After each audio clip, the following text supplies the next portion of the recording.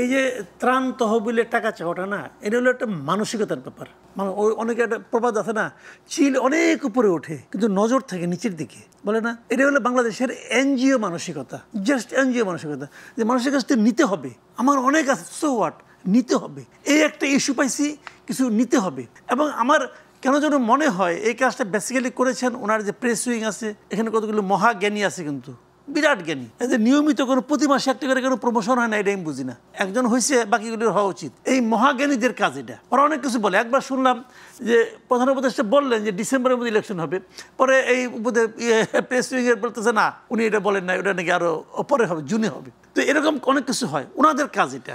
কিন্তু তাদের দুইজন তো আজকে আটকে ছিলেন, দুই উপদেষ্টার সাথে আর কেউ নাই, নিশ্চয়ই আছে। তাহলে তো এখন এই জিনিসটা হলো কি, ফোন তো বন্ধ ছিল না, ফোনও তো বন্ধ ছিল না, ফোনেই করা যায়। তো এখন অন্য কোনো গভর্নমেন্ট হলে পরে পত্রপাঠ বিদায় করতে এগুলিকে। কিন্তু আমাদের প্রধান উপদেষ্টার ব্যাপারটা হচ্ছে কি, উনি একটা ইন্টারেস্টিং ক্যারেক্টার আমার কাছে যেটা মনে হয়। উনি কিন্তু দেখেন দায়িত্ব নিয়ে প্রথমে বলছিল আপনারা মুক্ত কণ্ঠে আমাদের সমালোচনা করুন, বলছিল না? আমি তখন খুব খুশি হয়েছিলাম যে সমালোচনা মানে কি, মানে আমি সমালোচনা করব, উনি এটা বিচার করে দেখবেন। যদি এখানে যদি মনে করেন 10টা কথা বললাম, যদি একটা ওনার কাছে গ্রহণযোগ্য মনে হয়, তাহলে হয়তো উনি এটা গ্রহণ করবেন। এই তো আমাদের লক্ষ্য ভাই। আমরা তো গিবত করতে বসিটাই। আমাদের কথা হলো যে উনি স্টিয়ারিংয়ে আছেন, গাড়িটা উনি চালাচ্ছেন, আমার একটু বলা ভাই সামনে কিন্তু একটা খাত আছে দেখেন, কিন্তু এটুকু যে বলা, উনি খাতটাকে এড়াই চলবেন, মূলত লক্ষ্য তো এটাই।